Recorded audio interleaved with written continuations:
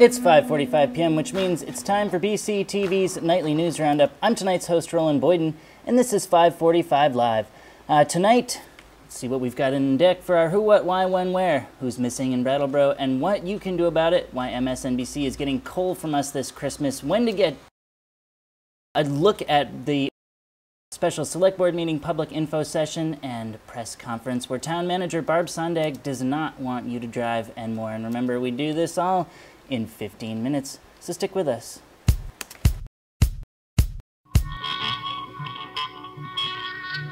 It's going to take time to recover from a storm of this magnitude. The effects are still being felt across much of the country, including in New England and states like Vermont, where there's been an enormous amount of flooding. Welcome back to 5:45 Live. That's footage from yesterday's Democracy Now!, which included Obama's comments about Vermont, Brattleboro, and the surrounding area, which has been in the crosshair of a media blitz, with virtually every major network finding their way to Vermont. Early coverage from networks like MSNBC utilized, or as we're likened to say around here, poached, footage from several YouTube users, including us at 5:45 Live. This is Brattleboro, Vermont, and the problem is this is happening throughout New England and specifically throughout the state of Vermont. The earth can't handle any more rain, and remember, flooding runs behind, so there is more rain yet to come. And Elm Street, oh my God, look at this. Let's see who's trying to get their car out of here. And we'll move on by doing some more news from around the state, like the U.S. Transportation Secretary Ray LaHood told Vermont U.S. Senator Bernie Sanders late Tuesday night that the U.S. Department of Transportation would be releasing $5 million to help build roadways. Today, just before noon, Peter Shumlin announced that 2 new Agency of Transportation centers have opened. Let's see, we've got one in Dummerston. It's for Districts 2 and 4. 802-254-5011. And the Rutland Incident Command Center in Rutland is for Districts 1 and 3, 802-786-5826. And if you're waiting on an unemployment check from the state, they were deposited this afternoon. They were closed Monday, so everything running a little behind. Not surprising. Next, Flat Street businesses took the brunt of the downtown flooding, but places like Adivasi are finding a way to put the pieces back together.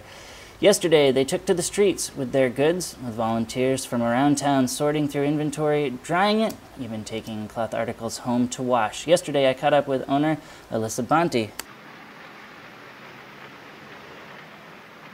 We were flooded, our basement was flooded, and we have had so far 2 days of amazing volunteers who have come to help us. And in waves, we've had people literally in the mud of the basement pulling things out.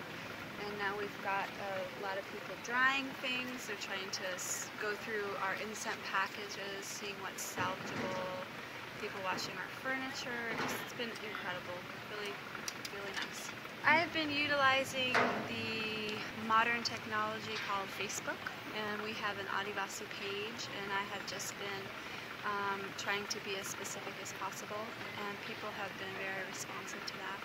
Moving on, my tireless senior news correspondent, Joe Bushy, who's responsible for much of the footage we've showed over the last few days, caught up with Windham County Senator Peter Galbraith.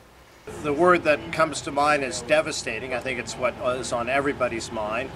I've been traveling around the county. I was up in Jamaica, in Williamsville, South Newfane, and down here on Flat Street. It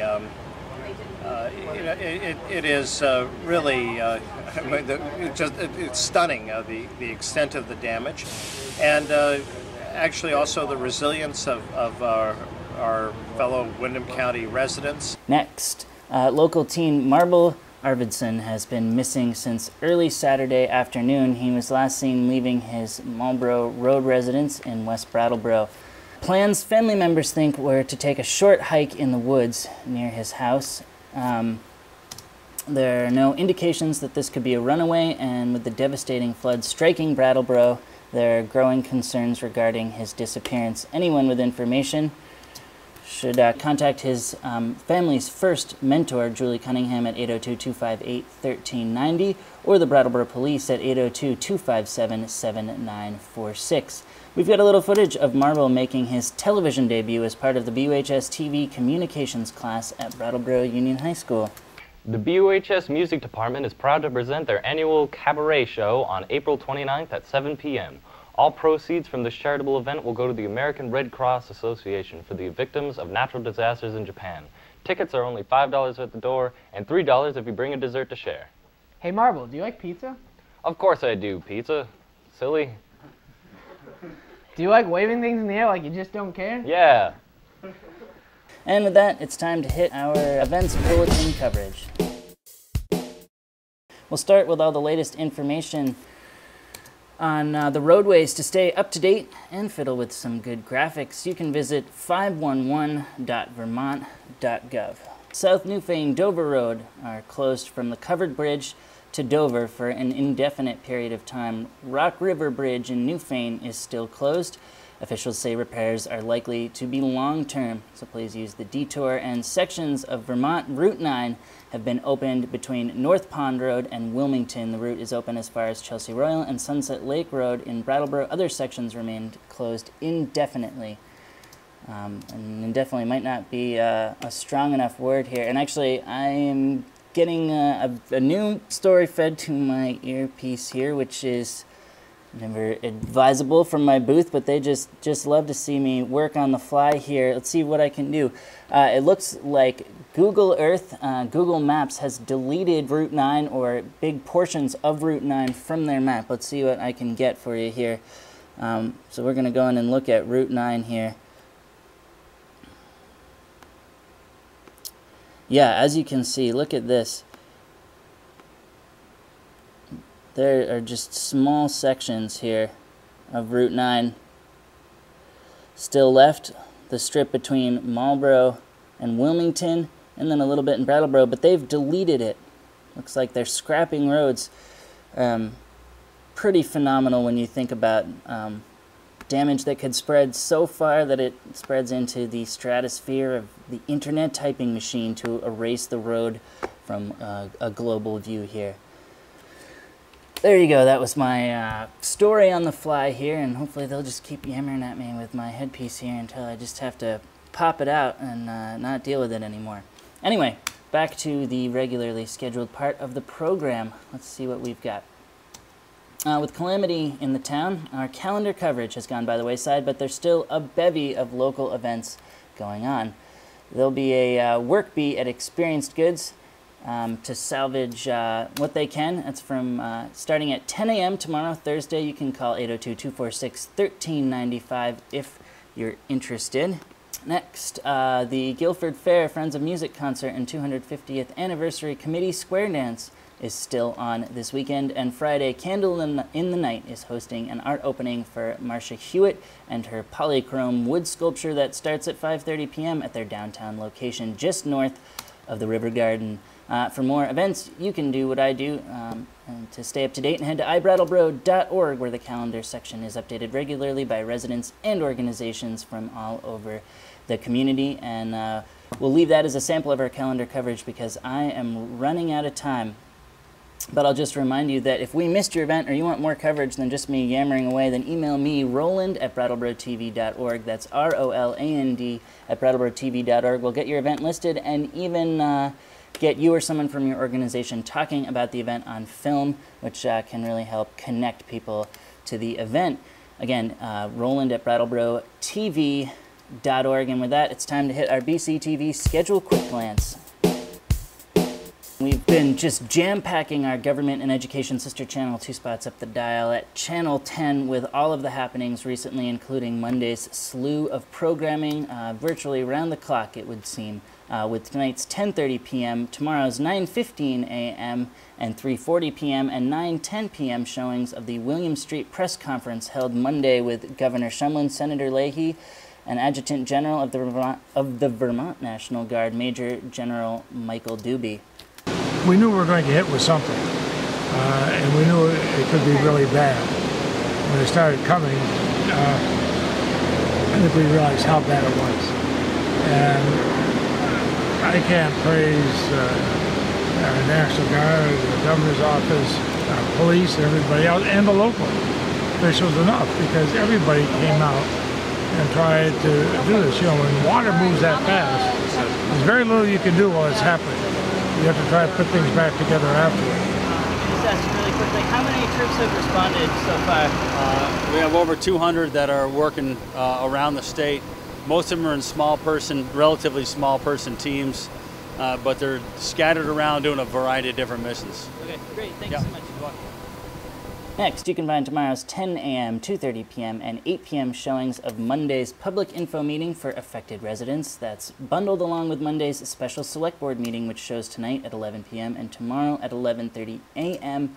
and 4 p.m. The next several rainstorms are going to be relatively unpredictable for us, as far as where flooding may be, and as far as maybe possibly requiring us to do additional precautionary evacuations that maybe we wouldn't have done. And I just want people kind of to understand that and realize that, because at this, you know, when you know kind of where a place floods, it's easier to plan, you know, for an event. And at this point, we don't really know the brook as well as we thought we did, or as we used to. And so I would let people know that there's a possibility that we're going to have some issues. When there are barricades put up and there's emergency service personnel telling you that you shouldn't go somewhere because it's not safe, or there's a sign that says don't go because it's not safe, they're doing that for a reason. Respect those signs, respect the officers and the emergency service personnel when they're telling you that a place is not safe for you to go through. Help them out, because what happens is if something happens to you, they end up having to come rescue you. And then there's something else that they don't get to respond to as quickly. So just, you know, respect that and understand that we're all family here, and we're all keeping each other safe. And that does it for our quick glance, but I'll throw out a reminder that you can catch the rebroadcast of this show on mornings following a telecast at 9:45 a.m. on BCTV Channel 10. Just 2 spots up the dial there. And of course, you can find our show on BCTV's Video On Demand, along with schedules updated to the minute and live streaming for both our channels at BrattleboroTV.org. This show goes up on Video On Demand there at 6:30, and it will go up on our YouTube channel and Facebook page at 7 if you'd like to watch it there. Just search keywords 545 and live 545 in the numerical sense. Throw Brattleboro in there if you want as well. And that's a full it, everybody. But before you switch back to those thieves at MSNBC, remember, we'll be back tomorrow with all the latest info on road closings and reopenings, more interviews with local residents, plenty of cell phone cinematography from my tireless senior news correspondent Joe Bushy, and a sneak peek of Friday's live from Main Street broadcast that we're doing during Gallery Walk, doing a broadcast of this here News Roundup. That does it for BCTV and 545 Live. I'm Roland Boyden, saying good night, everybody.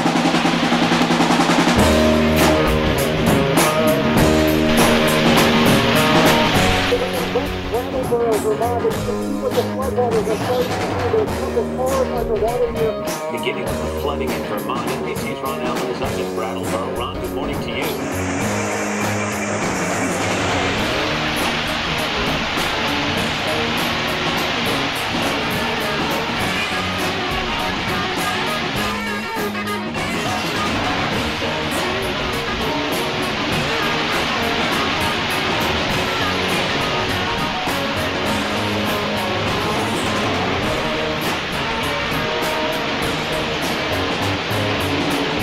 As the waters in places like Brattleboro began to rise.